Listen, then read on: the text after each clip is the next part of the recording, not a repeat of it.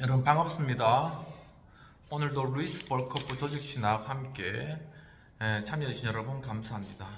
지금 함께 주기도문으로 기도하고 오늘 공부를 시작하도록 하겠습니다. 하나님 아버지, 하늘에 계신 우리 아버지여, 이름이 거룩히 여김을 받으시오며 나라의 마옵시며 뜻이 하늘에서 이룬 것 같이 땅에서도 이루어지이다. 오늘날 우리에게 일용할 양식을 주옵시고 우리가 우리에게 죄 지은 자를 사하여 준 것 같이 우리의 죄를 사하여 주옵시고 우리를 시험에 들지 말게 하옵시고 다만 악에서 구하옵소서. 대개 나라와 권세공의 아버지께 영원히 있사옵나이다. 아멘. 네, 오늘은 지금 계속 종말론 부분을 배우고 있는데 개인적 종말 중에 인격의 불멸성에 대한 반대와 그에 대한 현대의 대안들부터 공부하도록 하겠습니다. 첫 번째, 주된 반대 이론입니다. 영혼의 불멸성에 대한 믿음은 유물론 철학의 영향 아래 한동안 쇠퇴의 길을 걸어왔습니다. 이에 반대하는 주요 논증들은 생리학적 심리학의 연구를 통해 형성되었는데 그 주장은 대체로 다음과 같습니다. 정신이나 영혼은 독립적으로 존재하는 실체가 아니라 단순한 두뇌 활동의 산물 혹은 기능일 뿐이다라는 것이죠. 간이 쓸개즙을 생산하는 원인인 것과 같이 인간의 두뇌는 정신현상을 산출하는 원인이라는 것입니다. 기관이 사라지면 그 기능도 존속할 수가 없다라고 본 것이죠. 두뇌가 기능을 멈추면 정신적 삶의 흐름도 중지된다고 보았습니다. 두 번째는 인격의 불멸성 교리에 대한 대안들이 되겠습니다. 인간의 마음속에는 불멸성을 향한 열망이 매우 깊이 심겨 있어서 유물론적 과학의 의견을 받아들이는 사람도 이미 배척되어 버린 영혼의 인격의 불멸성에 대한 인식을 대신할 어떤 종류의 대안을 찾고 있다는 것이죠. 미래에 대한 그들의 희망은 다음의 하나가 될 것이다 라는 것입니다. 첫 번째는 종족의 불멸성이라는 것입니다. 개개인은 그의 후손, 자식과 손자, 끝없이 이어지는 세대를 통해서 이 땅 위에 살아남는다는 생각으로 스스로를 위로하는 사람들이 있다는 것이죠. 개인은 종족의 삶에 자기 몫의 공헌을 하고 있으며 그 속에서 계속적으로 살아있게 된다는 생각을 통해 인격의 불멸성에 대한 희망의 상실을 보상하려고 하는 사람들이 있다는 것입니다. 그러나 사람이 그 후손들 속에서 살아있다는 생각은 그 속에 어떤 진리의 일면이 있든지 간에 인격의 불멸성 교리에 대안은 될 수 없다라는 것이죠. 그것은 성경의 자료들을 정당하게 다루고 있지 않을 뿐 아니라 인간의 마음속에 있는 깊은 갈망도 사실 채워주지 못하는 것이다 라고 하고 있습니다. 두 번째, 기념의 불멸성이 되겠습니다. 실증주의에 의하면 이것만이 우리가 추구해야 할 유일한 불멸성이다 라고 보았는데 모든 사람은 자신의 이름을 세우기 위해 역사의 연대기 속에 기록될 수 있는 어떤 일을 해야 한다 이렇게 본 것이죠. 이렇게 함으로써 그는 거기에 감사한 후손들의 마음과 정신 속에 계속하여 살아있게 된다라는 것입니다. 그러나 이것도 성경이 우리에게 기대하도록 인도하는 바 인격의 불멸성에는 전혀 못 미치는 것이다 라는 것이죠. 더욱이 이는 단지 소수의 사람들만이 누릴 수 있는 불멸성이다 라는 것입니다. 대부분의 사람들의 이름은 역사의 페이지 위에 기록되지 않으며 이름이 기록된 많은 사람들도 곧 잊혀져 버린다는 것이죠. 그리고 심각한 것은 가장 선한 사람이나 가장 악한 사람이 똑같이 이런 불멸성을 누리게 된다는 것이 히틀러도 거의 불멸적으로 지금 계속 현대에 회자되고 있는 것이죠. 세 번째, 영향의 불멸성이 되겠습니다. 이것은 앞의 것과 매우 긴밀히 연관되어 있는데 사람이 이 생에서 업적을 남기고 영속적인 가치가 있는 무슨 일을 하면 그 영향은 그가 죽은 뒤에도 계속 살아남는다라는 것이죠. 흔적이 남는 것이죠. 예수님과 바울, 아우구스티누스와 토마스 아퀴나스, 루터와 칼빈 이런 사람들은 모두 그들이 지금 우리들에게 행사하는 영향 속에서 그대로 살아있다라고 보는 것입니다. 이것이 진정 맞는 말이긴 하지만 이런 영향의 불멸성도 인격의 불멸성에 대한 보잘것없는 대안에 사실 지나지 않는다라는 것이죠. 기념의 불멸성에 대해 제기할 수 있는 모든 반대가 이 경우에도 똑같이 적용된다는 것입니다. 세 번째는 불멸성에 대한 믿음의 회복입니다. 오늘날에는 우주에 대한 유물론적 해석이 좀 더 영적인 해석의 자리를 내어주고 있으며 그 결과 인격의 불멸성에 대한 믿음이 다시 한번 부흥하고 있는 때라고 보여집니다. 윌리엄 제임스 박사는 사고는 두뇌의 기능이다라는 공식을 받아들이면서도 이것이 불멸성 교리를 믿지 못하도록 논리적으로 강요하는 것이라는 주장에는 반대했다는 것이죠.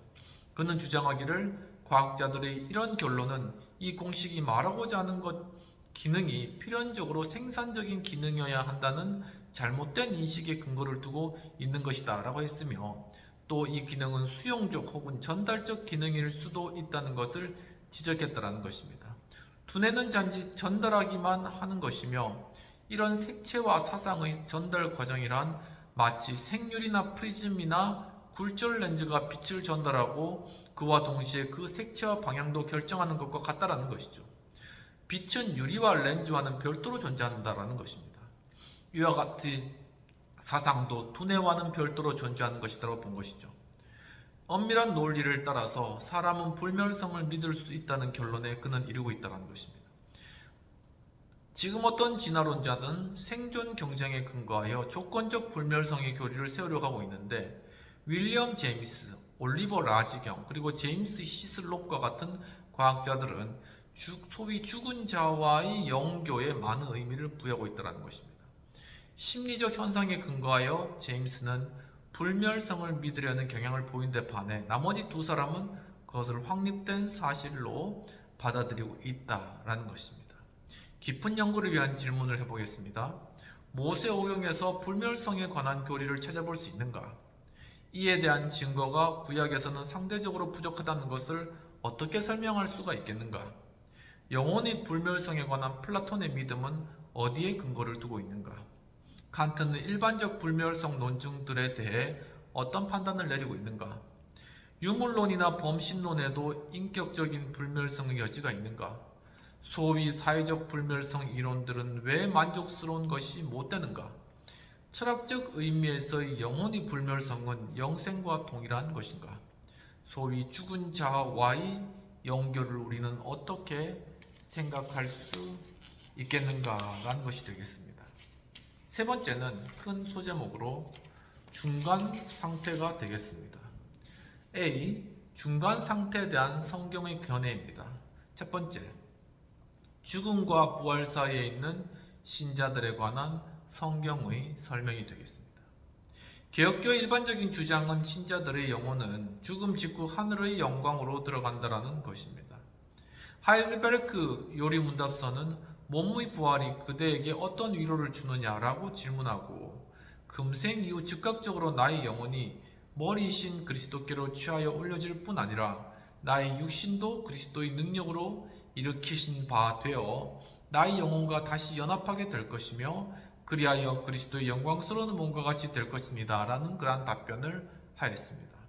웨스트민스터 신앙고백서도 이와 동일한 정신으로 죽을 때 거룩함으로 완전해진 의인의 영혼은 가장 높은 하늘로 받아들여져 거기서 빛과 영광 중에 하나님의 얼굴을 배우며 그들 육신의 완전한 구속을 기다린다 라고 말하고 있습니다. 제2 스위스 신앙고백서에도 이와 비슷한 선언을 하는데 우리는 신실한 자가 육신의 죽음 이후 곧바로 그리스도께 간다고 믿는다. 이 견해는 성경을 통해 그 정당성을 충분히 입증할 수 있다고 생각된다라고 이야기한 것이죠. 이 점에 주의할 필요가 있는데 왜냐하면 19세기 후반에 어떤 개혁 신학자들 중에서 신자들은 죽으면 중간 상태로 들어가 부활의 날까지 머문다고 주장하는 사람들이 있기 때문이라는 것입니다. 그러나 성경은 신자의 영혼은 몸과 분리되면 그리스도 앞으로 간다고 가르치고 있고 바울도 몸을 떠나 주와 함께 거하기를 원한다라고 말했으며 빌립보 교인들을 향하여서는 떠나서 그리스도와 함께 있을 욕망을 가졌다라고 말하고 있는 것이죠. 또한 예수님께서도 회개한 강도에게 오늘 내가 나와 함께 낙원에 있으리라는 즐거운 확신을 심어주셨다라는 것입니다. 그리스도와 함께 있으면 천국이 되는 것이죠. 고린도후서 12장 3, 4절에서 비추어 볼 때 낙원은 천국의 다른 표현임이 틀림없다라는 것입니다. 한번 고린도후서 12장 찾아보겠습니다. 고린도 12장 3, 4절. 내가 이런 사람을 아노니 그가 몸 안에 있었는지 몸 밖에 있었는지 나는 모르거니와 하나님은 아시느니라.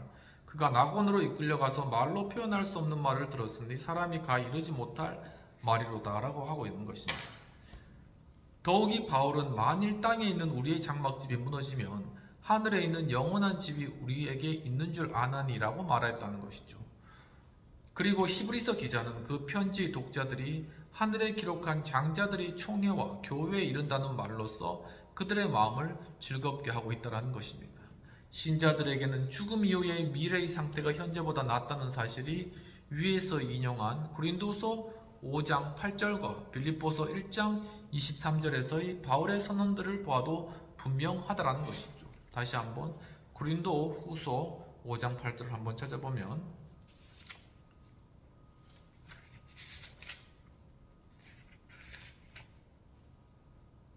그런즉 우리가 담대하여 원하는 바는 차라리 몸을 떠나 주와 함께 있는 그것이니라.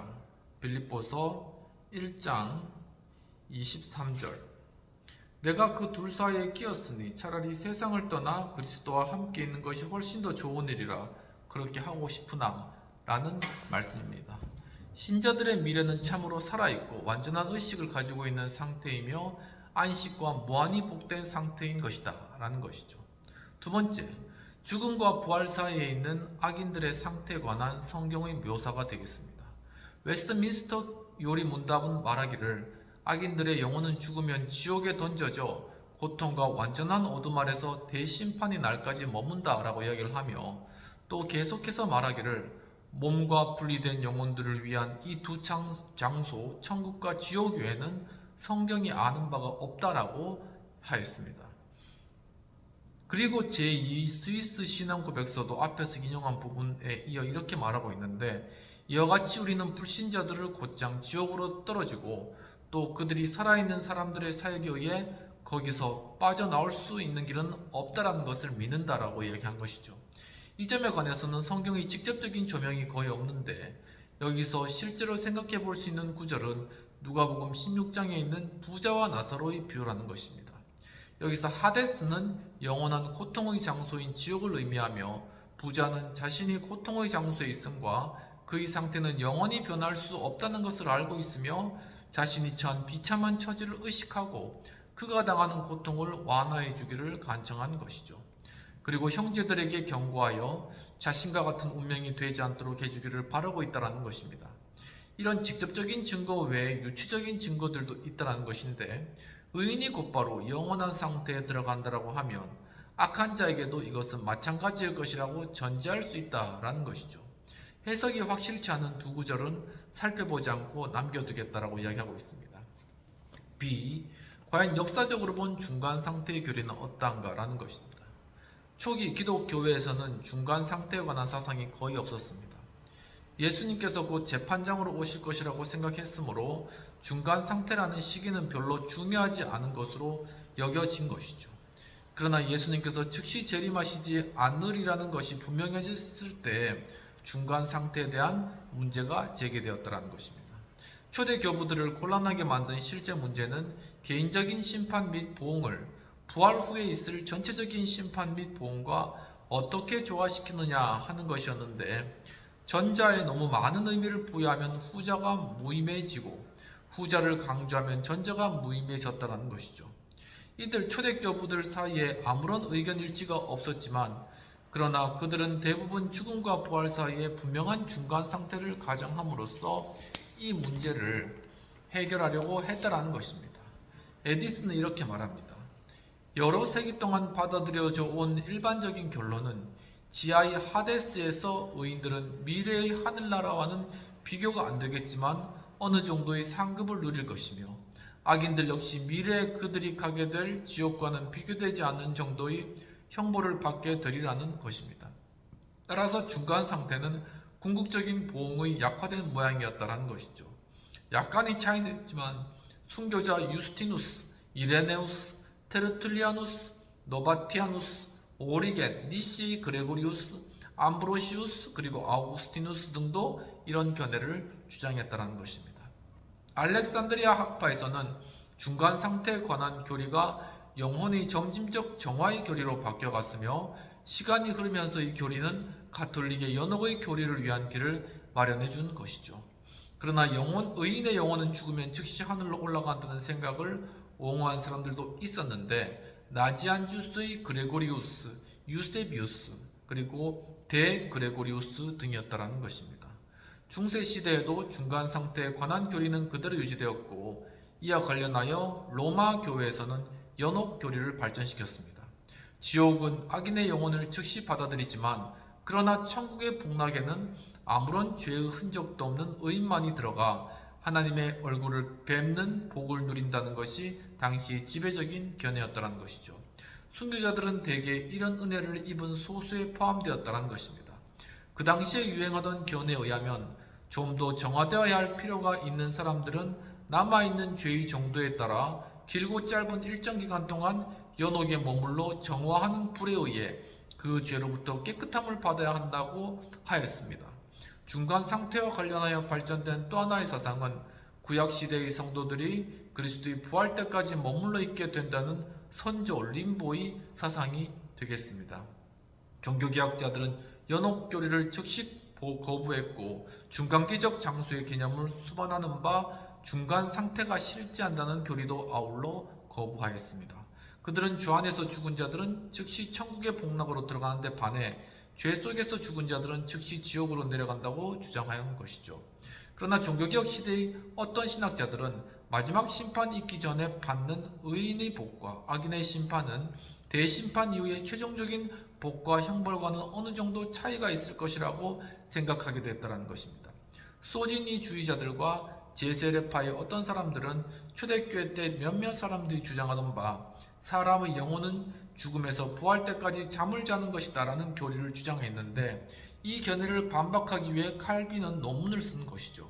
이와 똑같은 견해가 안식교인들과 여호와의 증인들에 의해 주장된 것입니다. 19세기에는 특히 영국과 스위스, 독일의 몇몇 신학자들에 의해 중간 상태는 현세에서 그리스도를 받아들이지 않는 사람들을 다시 한번 실현하는 장소라는 견해가 주장된 것이죠. 이 견해는 지금도 만인 구원론자를 비롯한 여러 사람들에 의해서 받아들여지고 있다라는 것입니다. C로서 수올 하데스 교리의 현대적 구성이 되겠습니다. 첫 번째, 이 교리의 진술과 관련돼서 현대 신학에서는 수올 하데스에 관한 성경적 개념을 몇 가지로 설명하고 있는데 오늘날 신약의 하데스에 상응한다고 생각되는 구약의 수올 개념은 지하 세계에 대한 이방의 사상에서 빌려온 것이라는 주장이 지배적이라는 것이죠. 구약과 신약에 의하면 경건한 사람이나 악인 모두 죽으면 무서운 그늘의 장소, 망각의 땅으로 내려가 거기서 땅 위에서의 삶의 꿈같은 반영에 불과한 존재로 운명 지어진다라고 주장하는 것입니다. 지하세계 자체는 상급이나 형벌이 아니고 그곳은 선인과 악인을 위한 여러 장소로 나누어져 있지도 않으며 도덕적 구분도 존재하지 않는 곳이라는 것이죠. 그것은 약화된 의식, 흐물거리는 정체적 장소로서 삶이 그 모든 관심을 잃어버리고 삶의 기쁨은 슬픔으로 변해버리는 그런 장소라는 것입니다. 어떤 사람은 구약에서 수월이 모든 사람이 거하게 될 영원한 장소로 묘사되고 있다는 견해를 갖는 반면 어떤 사람은 구약이 경건한 자에게는 빠져나갈 소망이 있다고 설명한다고 주장하기도 하였습니다. 종종 우리는 구약적 개념과는 어느 정도 다른 설명을 접하게 되는데 이런 설명에 의하면 수월은 낙원과 게헨나라는 두 부분으로 나누어진 것으로 묘사되는데 낙원에는 모든 유대인 혹은 율법을 신실하게 지킨 유대인들이 들어가고 게헨나에는 이방인들이 들어간다고 하였습니다. 유대인들은 메시아가 오시면 이 수월에서 구원받을 것이지만 이방인들은 영원히 어둠의 장소에 머물 것이다라는 것이죠. 이런 수월의 개념에 상응하는 신약의 개념은 하데스에 관한 묘사에서 찾아볼 수 있는데 히브리인들은 이러한 지하세계에 대한 인식을 받아들이고 있었으며 성경 기자들은 종종 자기들이 언급하고 있는 이방인들의 견해에 자기들의 묘사를 일치시키고 있을 뿐 아니라 이것이 중간 상태에 대한 성경의 견해이기도 하다고 주장되고 있다는 것입니다. 두 번째, 이 현대적 견해에 대한 비판입니다. 물론 추상적으로 보자면 천국도 아니고 지옥도 아니며 모든 죽은 자들이 모여 영원히 혹은 어떤 공식적인 부활 때까지 머물러 있는 독립적인 장소의 개념이 대중적인 히브리인의 사상 속에 다소 유행하였고, 그리하여 거기에서부터 죽은 자의 상태에 관한 어떤 비유적인 묘사가 만들어졌을 가능성도 있는 것이죠. 그러나 이런 생각은 성경의 실제적 영감을 믿는 사람들에게 있어서는 성경적 가르침의 실제 요소 중 하나로 간주될 수가 없는데, 왜냐하면 그것은 의인은 즉시 영광으로 들어가고 악인은 즉시 영원한 형벌의 장소로 내려간다는 성경의 설명과는 명백히 모순되기 때문이라는 것입니다. 더욱이 이 견해에 대한 반대로 다음과 같은 점들을 생각해 볼 수가 있는데, 첫 번째, 성경적인 것으로 지금 널리 받아들여지고 있는 수올 하데스의 견해가 사실과 부합하느냐 그렇지 못하느냐 하는 문제가 일어난다는 것입니다. 만일 그것이 성경에 쓰여질 그 당시의 사실과 부합하지만 오늘날에는 사실이 아니라고 한다면 자연히 이런 의문이 생기는데, 무엇이 이런 변화를 초래했는가? 그리고 만일 이것이 사실이 아니라 결정적으로 잘못된 견해였다면 이것이 지배적인 주장인데 또 즉시 이런 문제가 생기는 것입니다. 이런 잘못된 견해를 어떻게 성경의 영감된 저자들이 주장하고 인정하며 심지어 적극적으로 가르치기까지 했는가 하는 문제인 것이죠. 어떤 사람들의 생각처럼 성경이 영감되었다는 사실은 사람이 어떤 지하의 세계로 내려간다고 말했던 구약의 성도들이 옳다는 확신을 수반하는 것은 아니라고 생각하더라도 이 문제는 해결되지 않는다는 것입니다. 왜냐하면 이러한 성도들뿐만 아니라 영감받은 저자들까지도 성경이 다른 가르침과는 상관없이 독자적으로 그렇게 해석될 수 있는 용어들을 사용하고 있기 때문이라는 것이죠. 악인과 의인이 모두 수월로 내려간다고 말한 성경의 저자들은 오류를 범하고 있는 것인가? 라는 질문인 것입니다. 인간의 미래 운명에 관한 계시에는 발전이 있으며 다른 많은 점들에서와 마찬가지로 이 부분에서도 우리는 처음에는 희미하던 것이 점차로 명확성과 선명함을 더해간다는 사실을 의심할 아무런 이유가 없다는 것입니다. 그러나 이것은 처음에는 틀렸던 것이 진실한 것으로 발전해 간다는 의미는 아니라는 것이죠. 어떻게 그럴 수 있겠는가라는 것입니다. 어떻게 성령께서 사람이 죽은 자의 상태에 관해 처음에는 잘못된 인상을 받고 잘못된 견해를 갖고 있다가 시간이 흐르면서 그것을 올바른 인식으로 대체하는 것을 합당하다고 여기시겠는가라는 것이죠. 두 번째, 성경이 스올 하데스를 도덕적 구별도 없고 복락이나 형벌도 없는 중립적인 장소요, 모든 사람이 동일하게 내려가야 할 장소로 묘사하고 있는 것이 사실이라면 악인이 수올로 내려가는 것을 어떻게 경고로 말할 수 있겠는가라는 것입니다. 어떻게 성경이 거기서 불타고 있는 하나님의 진노에 대해 말할 수 있으며 또 어떻게 수올을 아마돈 즉 멸망과 동일한 의미로 사용할 수 있겠는가라는 것이죠. 아마돈은 계시록 11장 9절에서 무적행의 사자에게 적용되고 있는 강한 의미의 용어인 것입니다. 요한계시록 19장 11절을 한번 살펴보도록 하겠습니다. 19장 11절, 또 내가 하늘이 열린 것을 보니 19장 11절, 또 내가 하늘이 열린 것을 보니 보라 백모와 그것을 탄 자가 있으니 그 이름은 충실과 진실이라 그가 공의로 심판하며 싸우더라. 그래서 무적행의 사자에게 적용되고 있는 그러한 강한 의미의 용어이다 라는 것이죠.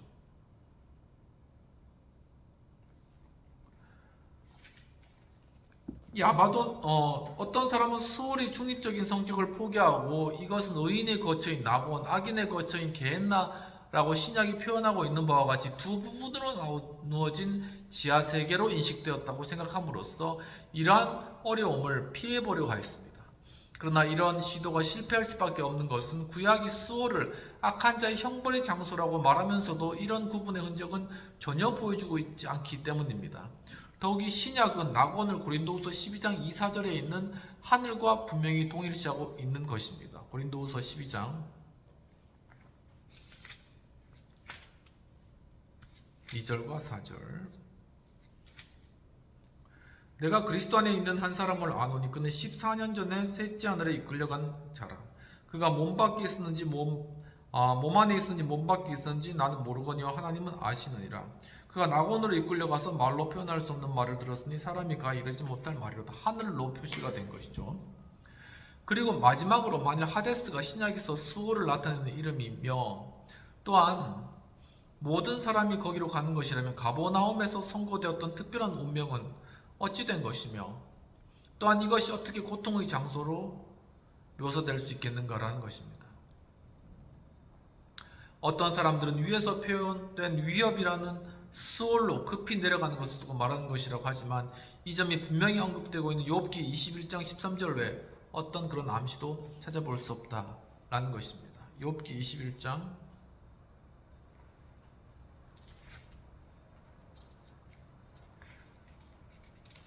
13절 그들의 날을 행복하게 지내다가 잠깐 사이에 수월에 내려가느니라 라는 것이죠. 수월로 내려가는 우울한 미래의 전망이 악인에게 뿐만 아니라 의인에게도 역시 해당되는 것이라면 민수기 23장 10절, 시편 16편 9에서 11절, 17편 15절, 49편 15절, 73편 24절과 26절, 이사야 25장 8절에서 보는 바와 같이 죽음 앞에서 즐거운 기대와 희열을 우리가 어떻게 설명하겠는가? 찾아봅시다. 민수기 23장 10절 야곱의 티끌을 누가 능히 세며 이스라엘의 4분의 1을 누가 능히 세고 나는 의인의 죽음을 죽기 원하며 나의 종말이 그와 같기를 바라노라 하매 시편 16편 19절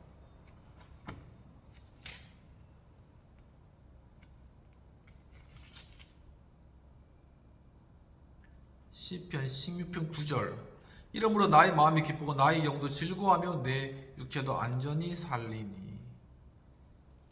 그리고 11절 주께서 생명의 길을 내게 보이시리니 주 앞에는 충만한 기쁨이 있고 주의 오른손에는 영원한 즐거움이 있나이다. 17편 15절 나는 의로운 중에 주의 얼굴을 배우리니 깰 때 주의 형상으로 만족하리이다. 49편 15절 그러나 하나님은 나를 영접하시리니 이러므로 내 영혼을 수월히 권세에서 건져내시리로다. 셀라. 73편 24절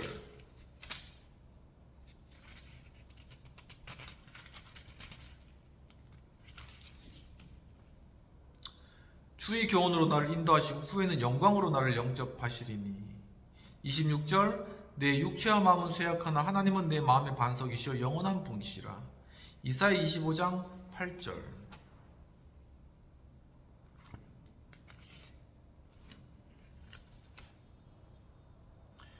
사망을 영원히 멸하실 것이라. 주 여호와께서 모든 얼굴로 해서 눈물을 씻기시리며 자기 백성의 수치를 온천하에서 제하시리라. 여호와께서 이같이 말씀하셨느니라. 또 시편 49편 15절의 표현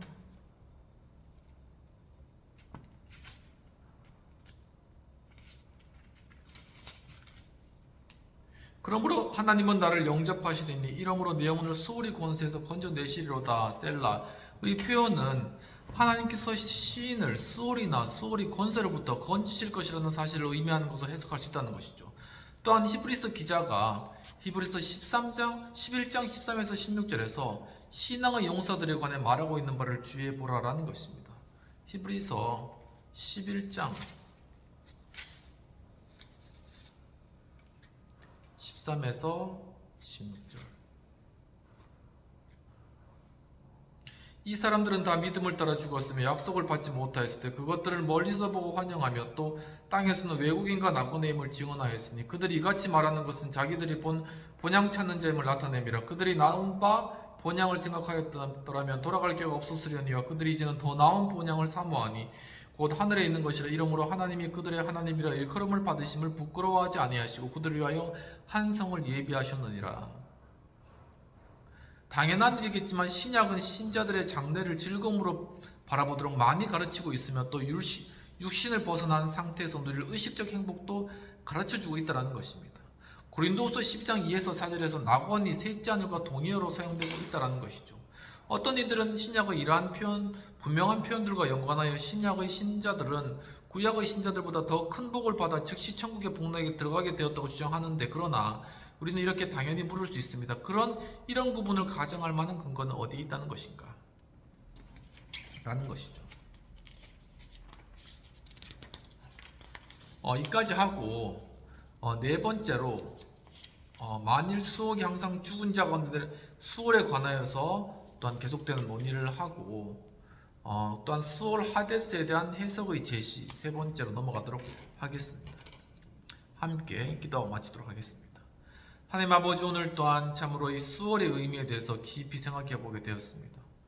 주님, 참으로 의인은 천국으로 바로 가고 주님의 품에 안기면 악인은 지옥으로 떨어진다는 이러한 분명한 그러한 기준 가운데 성경이 말하는 이러한 수월의 의미를 제가 배울 수 있도록 인도해 주시는 감사하고, 여기에 대한 분명한 해석들을 우리가 배워나가며 성경을 명확하게, 또한 천국과 지옥에 대한 명확한 개념을 가질 수 있도록 인도하옵소서. 감사하고 모든 말씀 우리 주 예수님 이름으로 기도합니다. 아멘. 중요한 부분이니까 다음 주도 계속 함께 공부해 주시고, 또 지금 이제 입추가 지나고 또 하지만 날씨가 많이 더운 상태에 있으면 건강 유의하시고, 또 이 남은 8월도 주문행 안에 승리하는 복된 시간 보내시길 축원합니다. 감사합니다.